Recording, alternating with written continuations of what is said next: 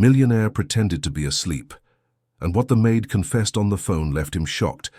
David Sterling closed his eyes and remained motionless in bed, pretending to be fast asleep. For 3 nights in a row, he had noticed that Martha, his trusted housekeeper, left the room at 2 in the morning to take mysterious calls in the hallway. That's when he heard her voice whispering softly on the phone, trying not to wake him. "I know it's risky, but I have no choice. He can never find out the truth about the money that disappeared from his account," murmured Martha, her voice choked. David felt his heart race. For 5 years, Martha had been more than an employee. She had become like a sister to him. After his wife left, she was the one who took care of the house, the meals, and even comforted him on difficult nights when loneliness weighed heavily. How could it be that she, of all people, was involved in something suspicious? "The documents are safe where I hid them." "No one will find them," she continued, looking nervously at the bedroom door. "But I need more time. The situation is getting complicated." David kept his breathing controlled, still pretending to be asleep. He felt his hands grow cold and sweaty under the sheets. What documents? What money had disappeared? He always checked his accounts personally and had never noticed anything wrong. "No, I can't tell him now. If he knew the truth—" Martha's voice broke into a muffled sob. "Forgive me for lying all these years." The words echoed in David's mind like a stab. All these years. What lie had she told? He thought he knew Martha completely. He knew she was from New Orleans, that she had lost her parents young, that she had no children or husband, or at least that's what she had always said. "Tomorrow I'll try to talk to him. I can't carry this weight anymore," Martha said before hanging up. David listened to her footsteps fading down the hallway. Only when he was sure she had returned to her room did he open his eyes and stare at the ceiling. His mind buzzed with questions. As a successful businessman who built an empire from scratch, he always trusted facts more than people. But Martha had been the exception. Now that trust seemed to have been a mistake. The next morning David woke earlier than usual. Martha was already in the kitchen preparing coffee, as she always did. But there was something different about her. Her hands trembled slightly as she placed the cups on the tray, and she avoided looking directly at him. "Good morning, Mr. David.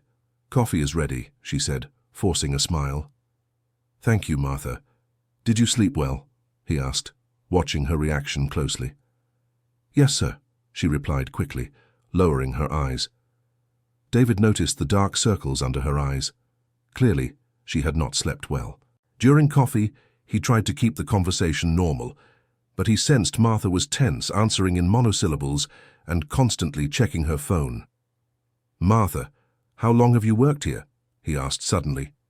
She stopped clearing the dishes and stared at him, surprised. "5 years, Mr. David. Have you forgotten?" "Of course not. It's just that sometimes I feel like we've known each other longer." The comment made Martha visibly pale. She murmured an excuse about having work in the laundry room and hurried out of the kitchen. David decided he needed to investigate. He went up to his office and opened his computer. He began checking all his bank accounts from the last 6 months. At first he found nothing suspicious, but upon more detailed analysis, he noticed small transfers he didn't remember authorizing. Small amounts, $300 to $500, leaving his main checking account monthly. Dear listener, if you're enjoying the story, please take a moment to like and especially subscribe to the channel. It helps us a lot as we're just starting out.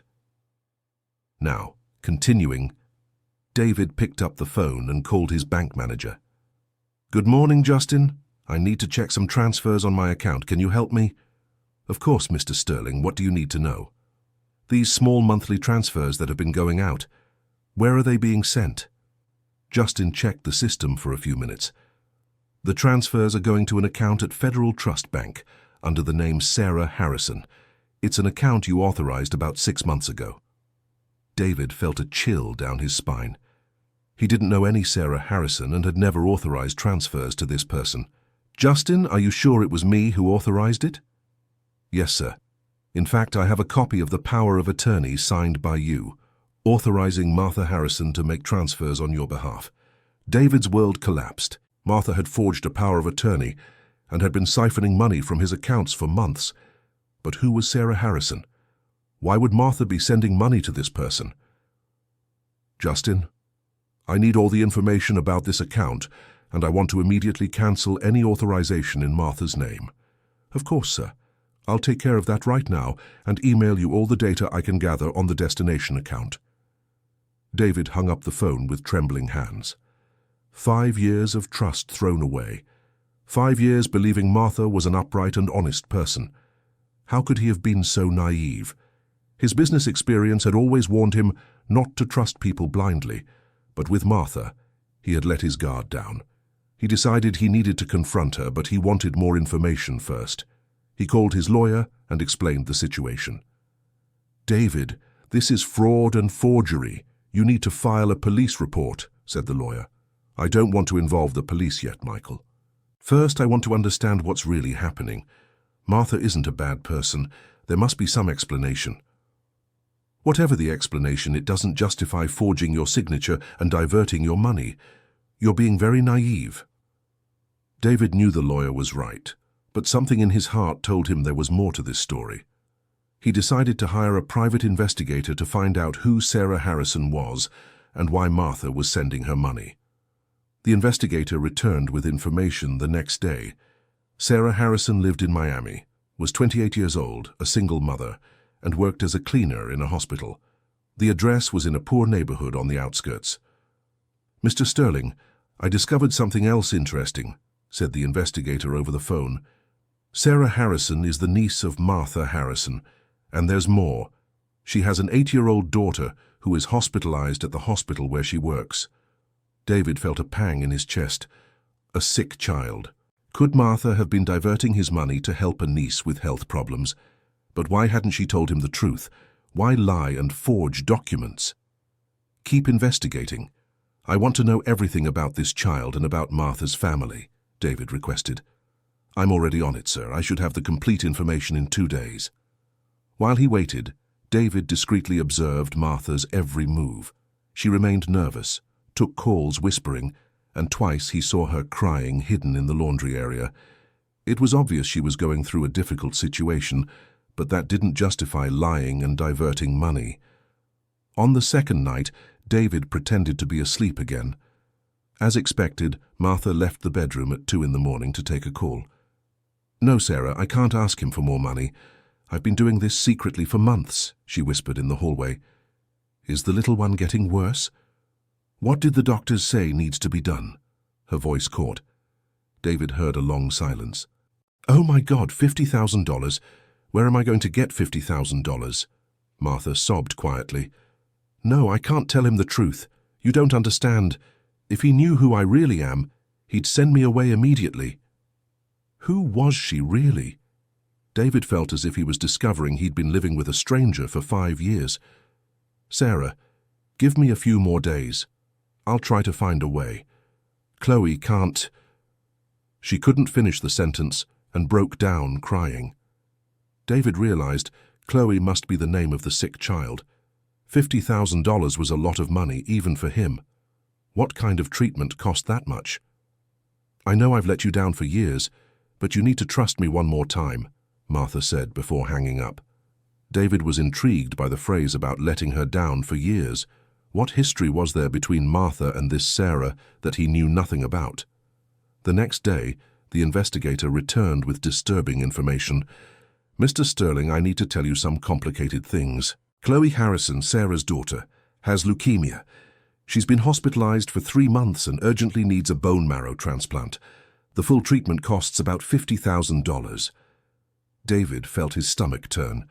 A child with cancer. Now he understood Martha's desperation. "There's more, sir. I discovered Martha lied about her personal history. She didn't lose her parents young. In fact, she was kicked out of the house at 17 because she got pregnant. Her family is very religious and conservative, and they completely rejected her. Got pregnant, but she always said she didn't have children. That's where it gets complicated, Mr. Sterling. Martha had a daughter but was forced to give her up for adoption. That daughter is Sarah Harrison." David almost dropped the phone. Sarah was Martha's daughter, so Chloe was her granddaughter. "What do you mean, forced to give her up for adoption?" From the documents I obtained, Martha was alone with no money, no family support. She ended up giving the baby to a couple from Miami who couldn't have children. Sarah only found out she was adopted at 18 and spent years searching for her birth mother. And when did they reunite? About 8 months ago, sir, roughly around the time the transfers from your account began. Everything was starting to make sense. Martha had reunited with the daughter she was forced to abandon, discovered she had a sick granddaughter, and began diverting money to help with the treatment. But why hadn't she told the truth? Mr. Sterling, there's one last piece of information that might explain her behavior, the investigator said hesitantly. Just say it. Sarah was raised by the couple who adopted her, but they passed away when she was 16. She went through a lot of hardship, lived on the streets for a while, got involved with the wrong crowd. When Martha found her again, she was devastated to learn of the suffering her daughter had endured. She feels guilty for abandoning the girl. David leaned back in his chair, trying to process all this information. Martha carried an immense burden of guilt. She had abandoned a daughter because she couldn't raise her, and now that daughter had a child dying of cancer. The housekeeper he considered almost a sister was desperate to save her granddaughter, but was afraid to tell the truth for fear of being judged and losing her job. One last thing, Mr. Sterling. Sarah doesn't know the money is coming from you. Martha told her she got some extra jobs to help with the treatment. David hung up the phone, his head spinning. The situation was far more complex than he had imagined. Martha wasn't stealing out of greed or malice. She was a desperate mother trying to save her granddaughter's life, carrying years of guilt and remorse. But even so, she had lied, forged documents, and taken money. As a businessman, he knew this was a crime. As a human being, he understood her desperation. He spent the entire afternoon in his office, looking out the window and thinking about what to do. Martha had worked in his home for 5 years. She never took anything, never showed disrespect, was always dedicated and caring. The only time she broke his trust was to try to save her own granddaughter's life. Around 6 in the evening, David went down to the kitchen. Martha was preparing dinner, but her eyes were red from crying. "Martha, I need to talk to you," he said, sitting at the kitchen table. She froze, holding a pot with trembling hands. "Yes, sir. Did I do something wrong?" "Sit here." Martha put the pot down and sat in the chair across from him, keeping her eyes downcast. "Martha, I know everything." She looked up, her eyes wide with fright. "I know about Sarah, about Chloe, about the money you've been transferring from my account." Martha broke down in tears immediately. "Mr. David, forgive me. I know what I did was wrong, but I was desperate. My granddaughter is dying and I didn't know what else to do. Why didn't you tell me the truth from the start? Because I was afraid. Afraid you would judge me for abandoning a daughter. Afraid of losing my job. Afraid I wouldn't be able to help Chloe." David reached out and held her hands, which were trembling uncontrollably. "Martha, you've worked here for 5 years. In those 5 years, have you ever seen me judge someone for going through hard times?" "No, sir. You've always been very good to me." "Then why did you think it would be different now?" "Because abandoning a child is different, Mr. David. It's something people never forgive. I was very young. I had no money, no family, no one. But even so..." She couldn't finish the sentence. "Even so, you feel guilty to this day." "Every day of my life. When I found Sarah again and learned everything she went through, I wanted to die of guilt. And now Chloe. It's as if God is punishing me for abandoning my daughter." David squeezed her hands. "Martha, you were 17, alone and without support. You did what you thought was best for your daughter at that time. That doesn't make you a bad person. But Sarah suffered so much, Mr. David. Her adoptive parents died when she was a teenager. She lived on the streets, went hungry, got involved with drugs. If I had been strong and raised her..." "You weren't in a position to. And even so, just look. Sarah managed to get out of that life, got a job, had a daughter. She's a strong woman, just like her mother." Martha cried even harder. "Chloe is so small and innocent. She's only 8 years old. When I see her in that hospital, I remember Sarah at the same age, and I think it could have been her going through this alone. How much of the $50,000 have you managed to get?" "Only about $8,000, Mr. David. with what I took from your account and some extra jobs I've been doing on weekends. David did the math in his head. In 6 months, Martha had taken about $3,000 from his account. She had gotten the other $5,000 by doing extra work. For a woman earning a simple salary, it was a lot of money earned through her own effort. "Martha, look at me." She raised her tear-stained face. "You made a mistake by forging my signature and taking money without asking. That's a crime and could land you in jail." Her face went white. "But I understand your reasons. And more importantly, I know you are a good-hearted person who was only trying to save your granddaughter. What are you going to do with me, Mr. David?" David stood up from his chair and began to walk around the kitchen. "First, let's resolve Chloe's situation. Tomorrow I'll go to the hospital to meet your daughter and your granddaughter, and I'll pay the full amount for the treatment." "Mr. David, you don't have to do that. I'll find a way to—" "Martha, $50,000 is a lot of money for you, but for me it's nothing. An 8-year-old child can't die because she doesn't have money for treatment. I'll return everything I took from your account. You can deduct it from my salary until— Forget that money. Consider it an interest-free loan I made." Martha looked at him, unable to believe what she was hearing. "But I lied to you for 5 years. I forged your signature. I took your money in secret. You lied because you were scared and ashamed. You forged my signature because you were desperate, and you took a ridiculous amount of money to save your granddaughter's life. I won't condemn you for that. Why are you being so good to me, Mr. David? I don't deserve it." David stopped in front of her and placed his hands on her shoulders. "Martha, for these 5 years you've taken care of me as if you were family. When my wife left, you were the one who comforted me. When I got sick, you took care of me like a sister. When I felt lonely, you always had a kind word. But that was my job. No, Martha, a job is cooking, cleaning, and tidying the house. Kindness, care, and dedication are not a job. They are gestures of love, and I will always consider you as family." Martha began to cry again, but now they were tears of relief. "Now, tell me all about Sarah and Chloe. I want to meet my new family." "Your new family? Well, if you're like a sister to me, then Sarah is my niece, and Chloe is my great-niece, right?" Martha smiled for the first time in months. "Sarah is a very good girl, Mr. David. She's been through a lot, but she has a huge heart. She works as a cleaner at the hospital, but in her free time she also cares for other patients. Chloe is just like her, smart, brave, and very affectionate." "How old was Sarah when you reunited?" 27. She found me through a website where adopted people look for their biological parents. When I got her message, I broke down in tears. I spent 27 years dreaming of that moment." "How was the reunion?" "Difficult and emotional at the same time. She was angry with me for abandoning her, but at the same time she needed support because Chloe had just been diagnosed with leukemia. We talked a lot. I cried asking for forgiveness. I explained the circumstances of the time.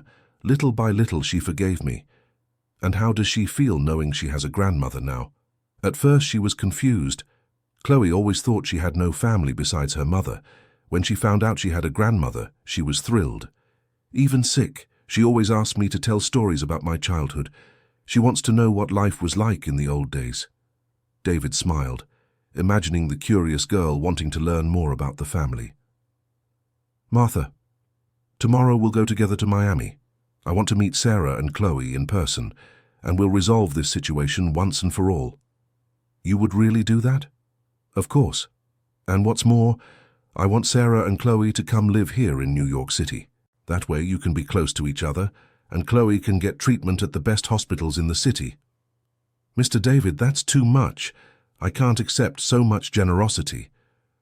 "Martha, this house is too big for 2 people. I've always felt there was a lack of life here. With Sarah and Chloe here, it will be more cheerful. But Sarah has a job in Miami. How will she find work here?" "Leave that to me. I have several contacts, and I can help her find something better than being a cleaner." That night, for the first time in months, Martha slept peacefully.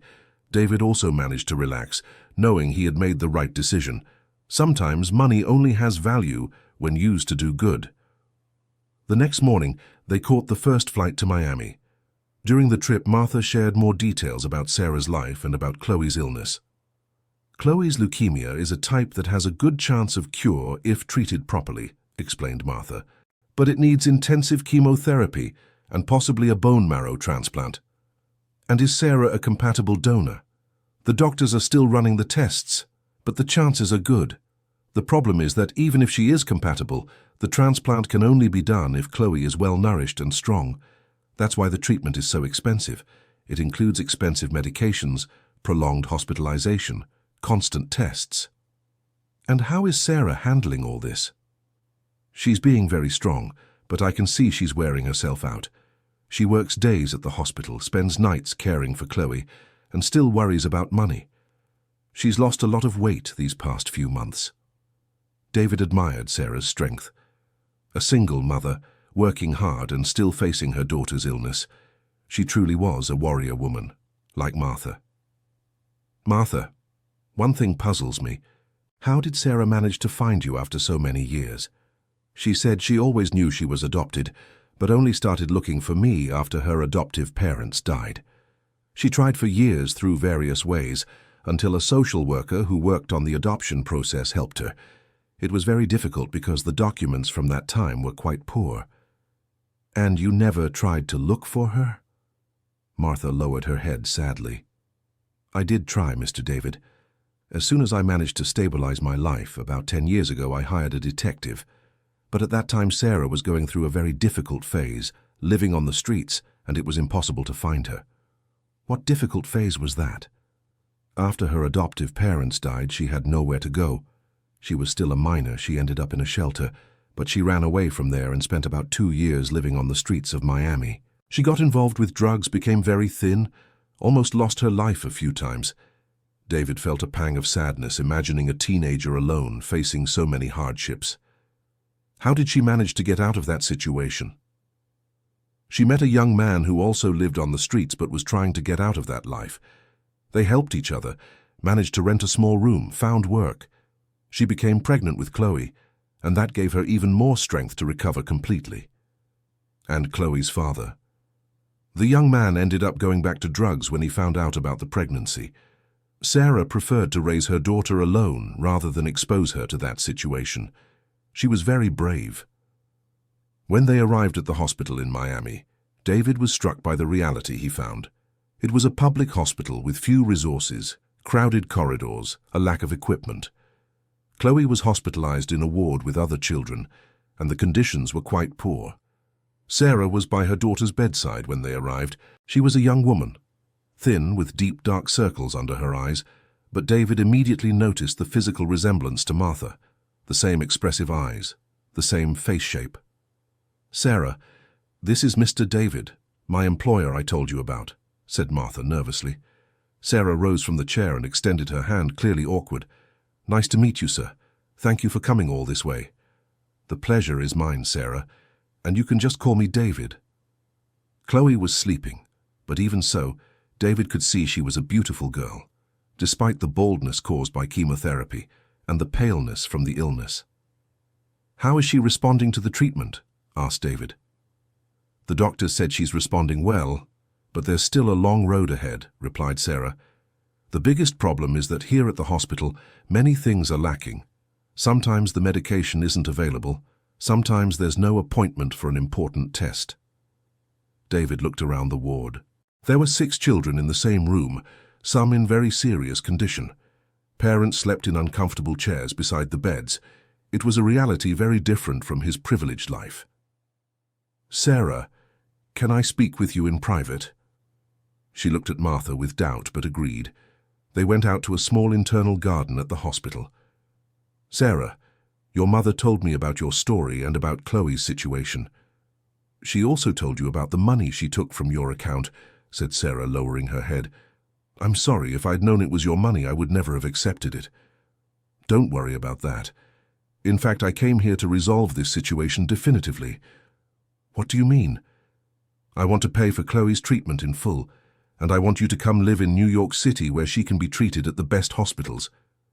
Sarah stared at him, unable to process what she was hearing. Mr.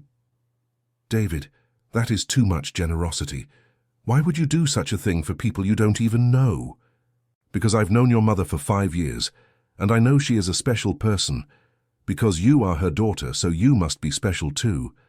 And because no child should die for lack of money for treatment. Sarah's eyes filled with tears. I don't know how to thank you for something like this. You don't need to thank me. You just need to accept the help and focus on taking care of Chloe. But I can't just accept charity. I have my pride. If I go to New York City, I want to work and be able to contribute somehow. David smiled. That was exactly the attitude he expected from Martha's daughter. Perfect.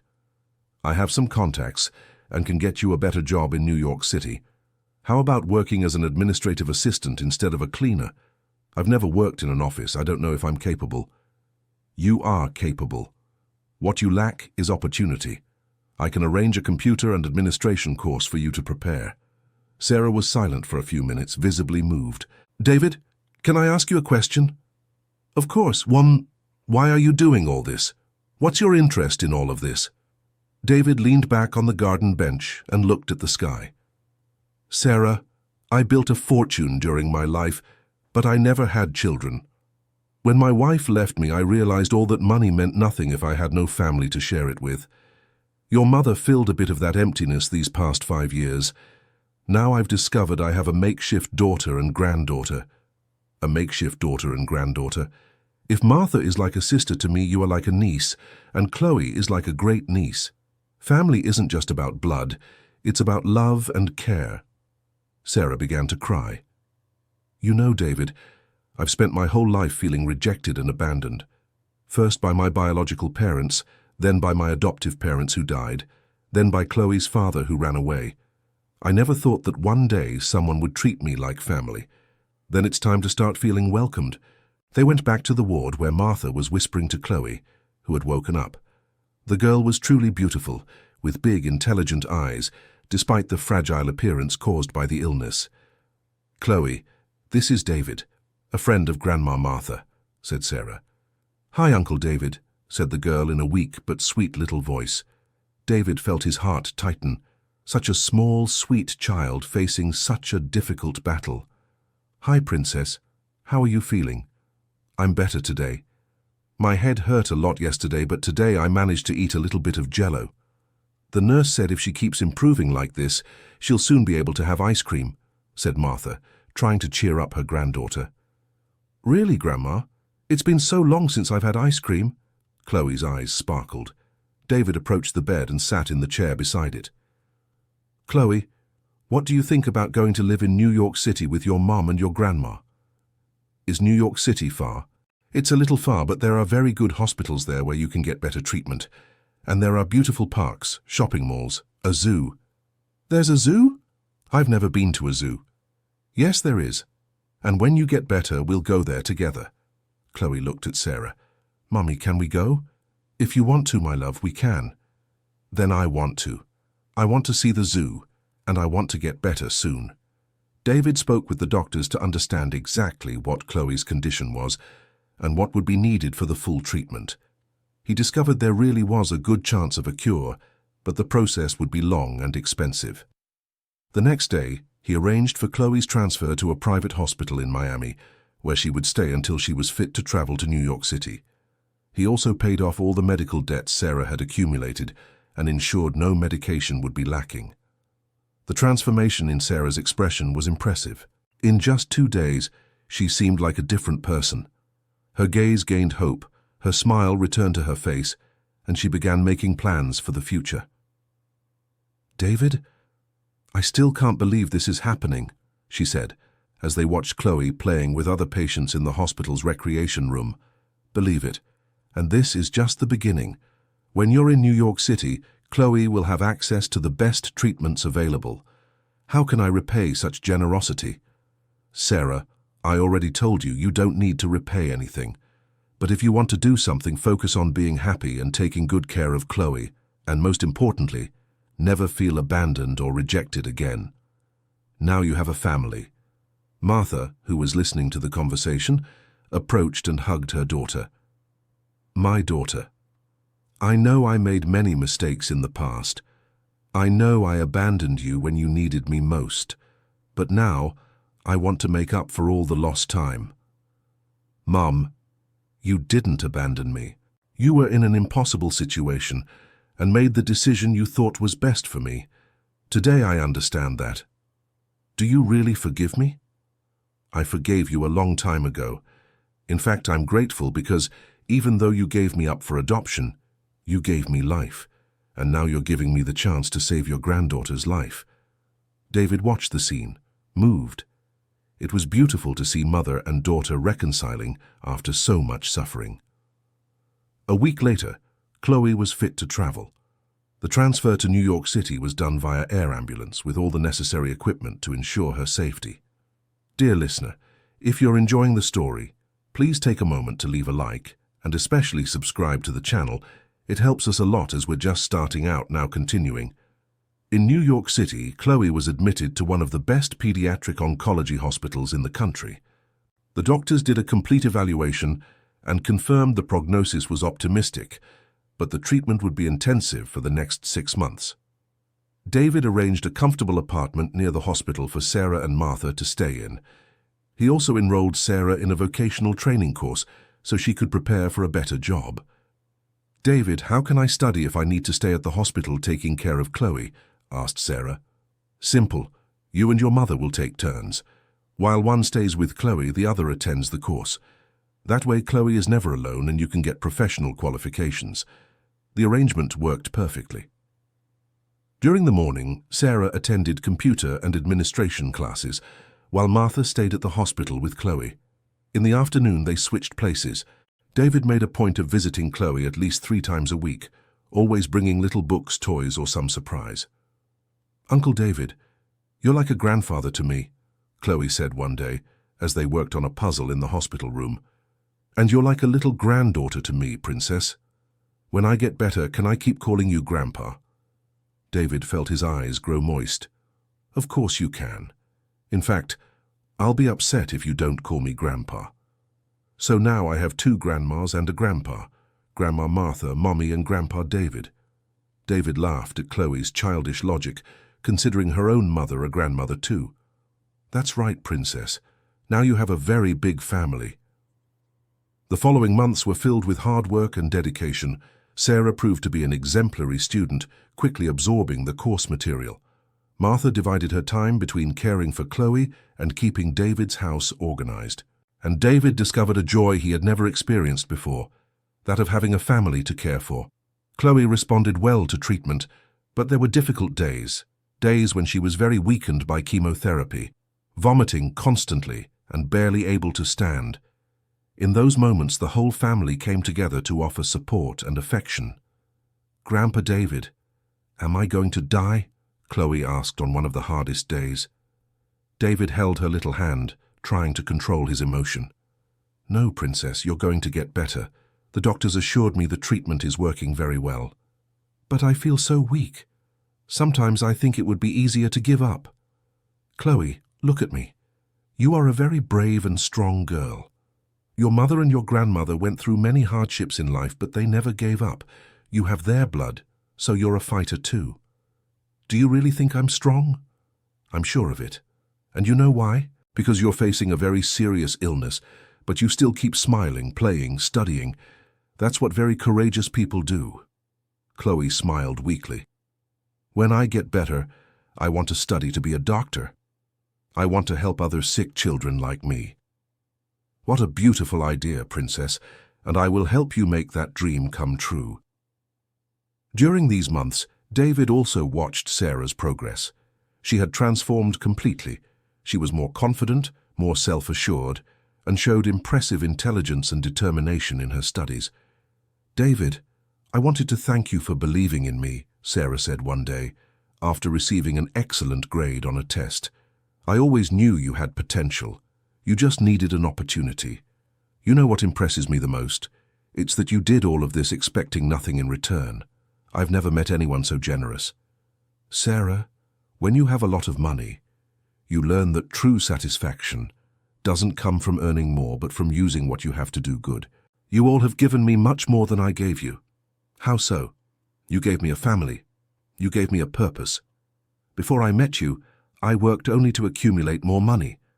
Now I work to provide a better future for you all." 6 months later, the moment everyone had been waiting for arrived. Chloe had responded so well to treatment that she would not need the bone marrow transplant.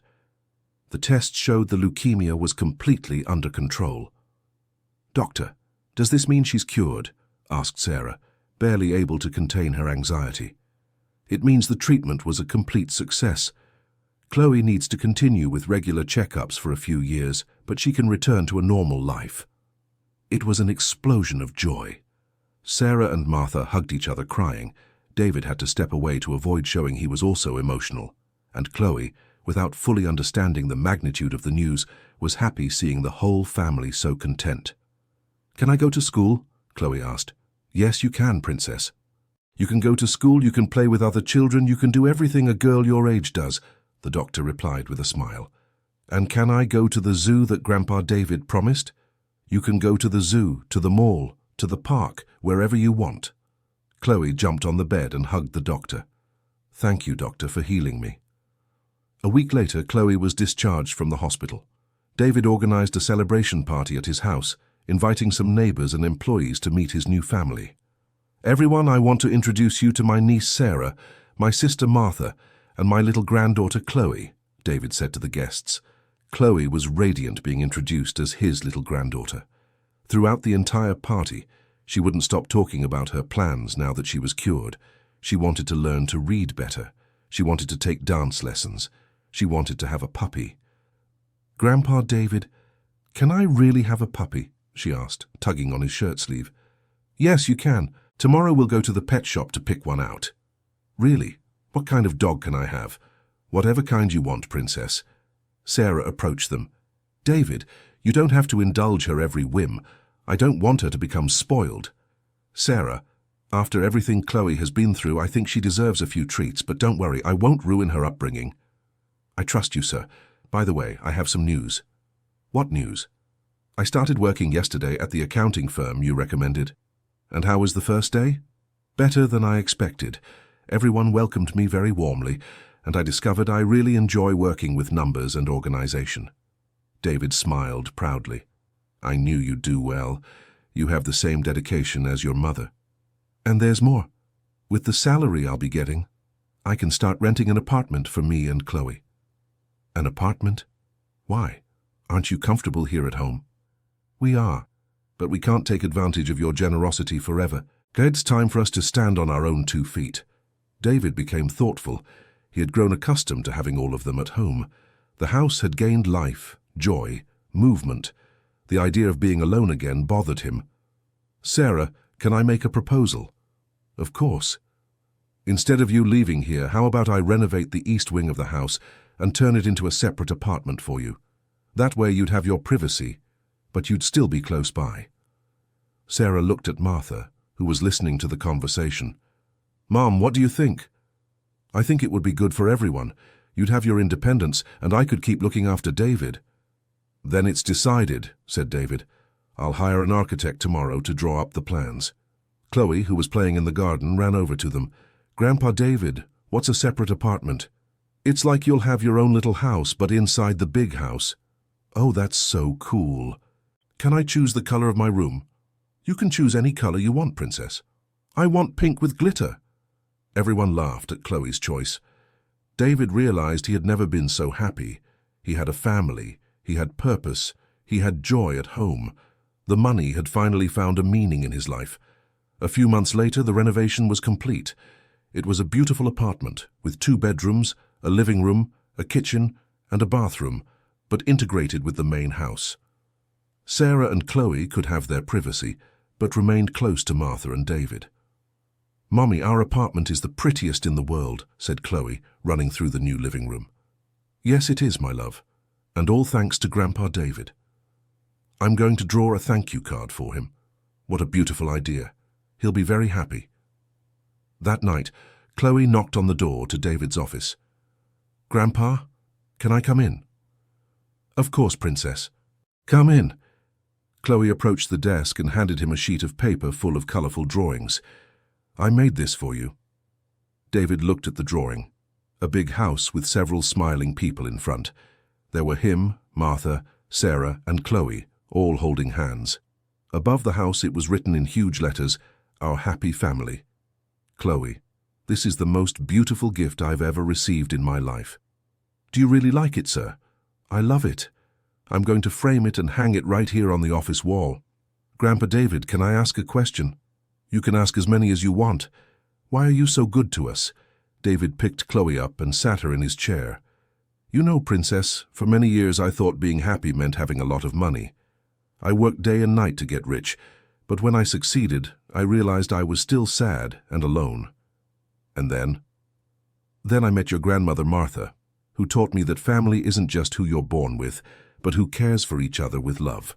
Then I met you and your mother, and I discovered that true happiness lies in being able to help the people we love. So, we make you happy. You make me the happiest man in the world. Chloe gave David a little kiss on the forehead. I love you too, Grandpa. You, Mommy, and Grandma Martha are the most important people in my life. David hugged Chloe, feeling his eyes grow moist. He had finally found the true meaning of life. It wasn't about accumulating wealth, but sharing love. 2 years later, the family's routine was perfectly established. Chloe was attending an excellent private school, was in perfect health, and was a happy, smart child. Sarah had been promoted at the accounting firm and was taking a college-level business administration course on weekends. Martha continued to take care of David's house, but now she also had time to care for her granddaughter and help her daughter. David had sold several of his businesses and chosen to work less, dedicating more time to his family. He discovered that earning less money wasn't a problem when you had so much love around you. David, I have some news to share, said Sarah one day during dinner. What news? I met someone at work. David and Martha exchanged glances. Chloe stopped eating to pay attention to the conversation. Someone special? Asked David. Yes. He's the head accountant at the firm. He's divorced, has a 12-year-old son, and is a very special person. And how do you feel about him? Asked Martha. Very good. He treats me with affection and respect, likes Chloe, and has values similar to ours. Chloe got excited. Mommy's going to have a boyfriend, so I'm going to have a daddy. Easy, Chloe. We're still getting to know each other better. But maybe in the future. David was happy to see Sarah open to love again. After everything she had been through, she deserved to find a partner who would make her happy. Sarah, whenever you want, you can bring him here for us to meet, said David. You would do that? Of course. I want to meet anyone who is important to you. A few weeks later, Sarah brought James home for dinner. He was a 38-year-old man, polite, hard-working, and visibly in love with Sarah. His son, Justin, was a sweet boy who quickly hit it off with Chloe. James, what exactly do you do at the firm? Asked David during dinner. I'm the head accountant, Mr. David. I handle all the accounting and also do financial consulting for clients. And how long have you worked there? 8 years. I started as an assistant and worked my way up in the company. David liked the answer. James was someone who had grown professionally through his own effort, just as Sarah was doing.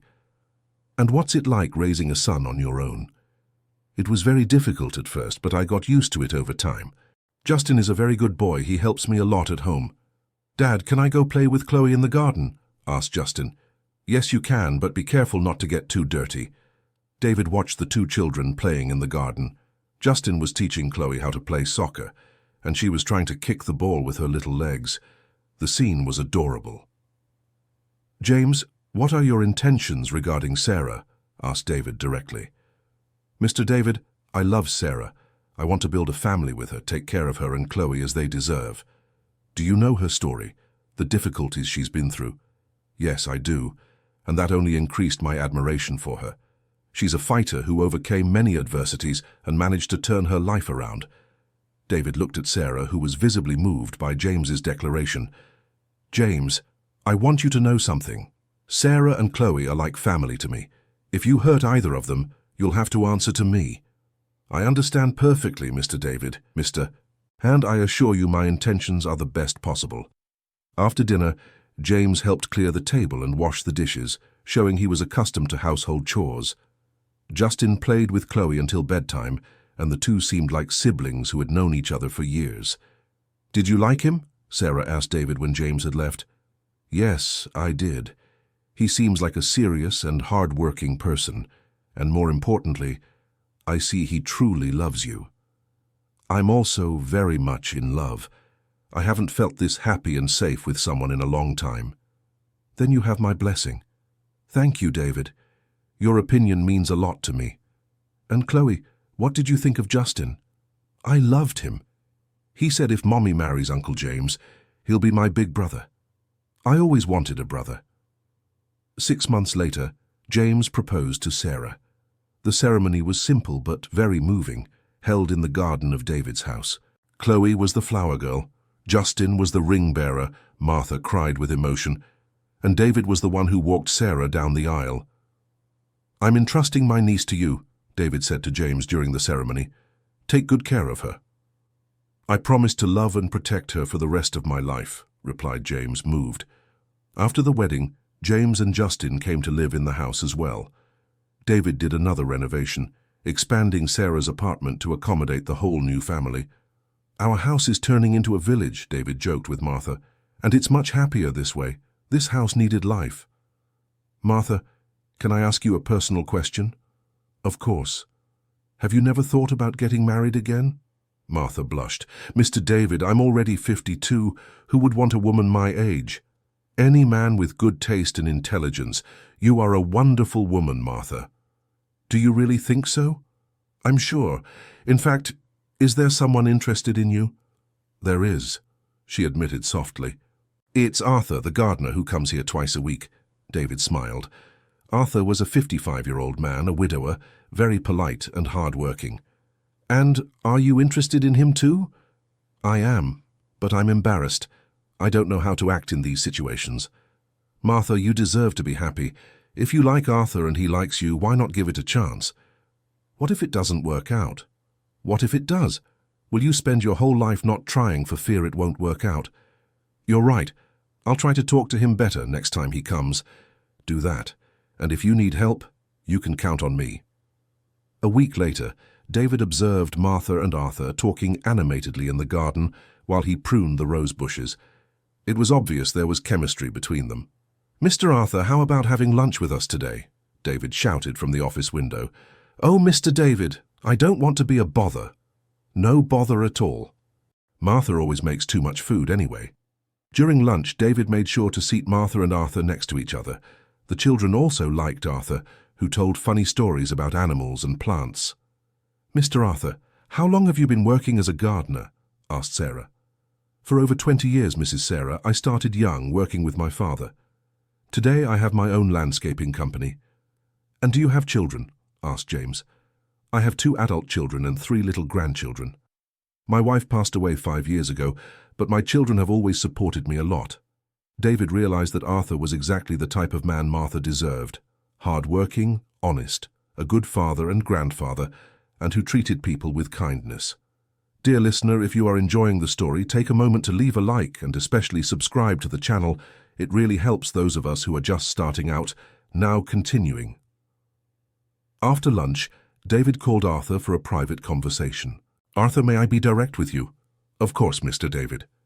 "Martha is like a sister to me. She is a wonderful woman who deserves to be very happy." "I completely agree. Mrs. Martha is a special person. I notice you like each other. Why don't you take this friendship further?" Arthur blushed.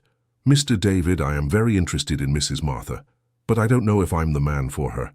I'm simple, I earn little." "Arthur, money isn't everything in life. Martha doesn't care about that. She values hard-working men of good character like you." "Do you really think I'd have a chance with her?" "I'm sure of it. Why don't you invite her out to dinner one of these days? Do you think she would accept?" "There's only one way to find out, by asking." The following weekend, Arthur finally invited Martha to dinner. She accepted right away, and for the first time in years, David saw her getting ready with special care. "How do I look, Mr. David?" she asked, twirling to show her new dress. "You look beautiful, Martha." Arthur will be drooling. "Oh, I'm so nervous. It's been so long since I've gone out with a man." "Relax. Be natural like you always are." That's what won Arthur over. The dinner was a success. Arthur and Martha returned home holding hands, talking and laughing like teenagers in love. "So, how was it?" asked David when they arrived. "It was wonderful," replied Martha with shining eyes. "Arthur is an amazing man." "Mrs. Martha is the most special woman I've ever met," said Arthur, clearly emotional. 6 months later, Arthur and Martha also got married. The ceremony was even simpler than Sarah's, but just as emotional. David was the one who walked Martha down the aisle, and the whole family took part in the celebration. "Now our village is truly complete," David joked during the party. The house that once sheltered only a lonely man was now full of life. David, Martha and Arthur, Sarah and James, Chloe and Justin. It was a large, happy and united family. "Grandpa David, our family is so big now," said Chloe during the party. "Yes, it is, Princess, and it's going to get even bigger." "How so?" "Who knows? Maybe next year you'll get a little cousin." Chloe got very excited at the possibility. "Mommy, is it true I'm going to have a little brother?" Sarah blushed. "Not yet, Chloe, but maybe in the future." A year later, Chloe really did get a little brother. Leo was born healthy and was welcomed with much love by the whole family. David was moved holding the baby for the first time. "Now we have 2 children to care for and raise," he said to James, "and we'll do the best job possible." "I'm sure you will. You are wonderful parents." Chloe was enchanted with her little brother and became a very careful and affectionate big sister. "Grandpa David, can I teach Leo to draw when he grows up?" "Of course, Princess. You'll be the best teacher he could have. And can I tell him how you saved our family?" David smiled, moved. "Yes, you can.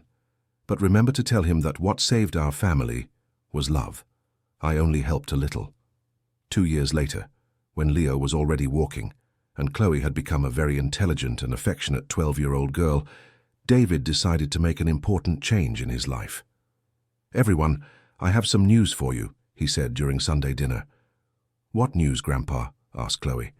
"I've decided to retire for good and sell the rest of my businesses." "Why?"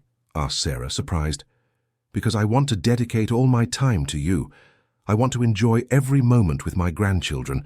I want to travel with you. I want to live."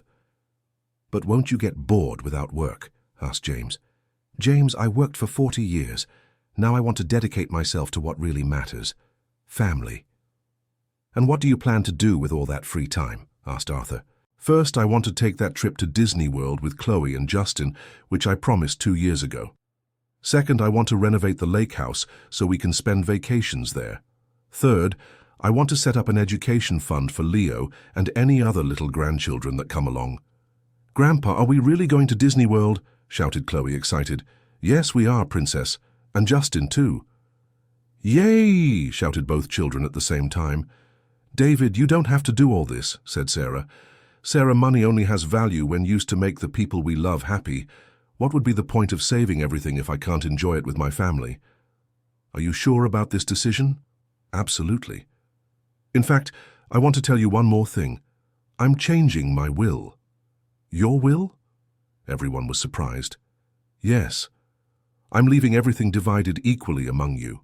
Martha, Sarah, James, Chloe, Justin, and Leo. And if you have more children, they will be included too." "David, that's very generous, but—" Martha began. "No buts, Martha. You are my family. Who else would receive my inheritance?" "And if one day you want to get married again?" asked James. "If that day comes, my wife will also be included in the family. But for now, I'm very happy being the patriarch of this crazy house." Everyone laughed.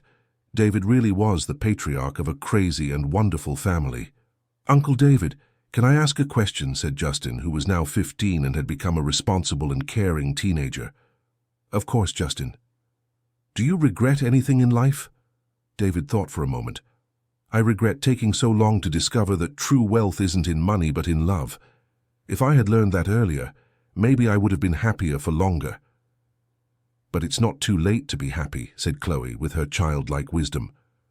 "You're right, Princess. It's never too late to be happy when you have a family like you." That night, after everyone had gone to sleep, David stayed on the porch looking at the stars.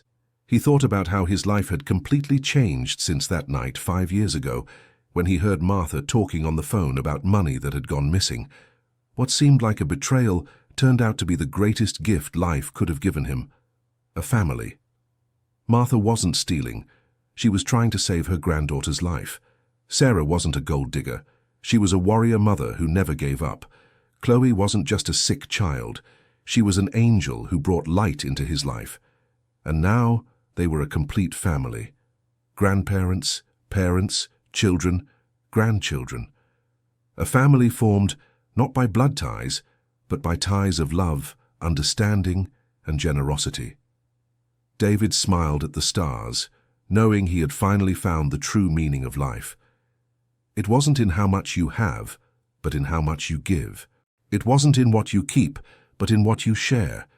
It wasn't in financial success, but in the success of seeing the people we love happy and fulfilled. "Thank you," he whispered to the universe. "Thank you for showing me that the greatest wealth is the love of a family." The next day, David woke up early and found Chloe in the kitchen, trying to prepare breakfast. "What are you doing up so early, Princess?" "I wanted to surprise everyone.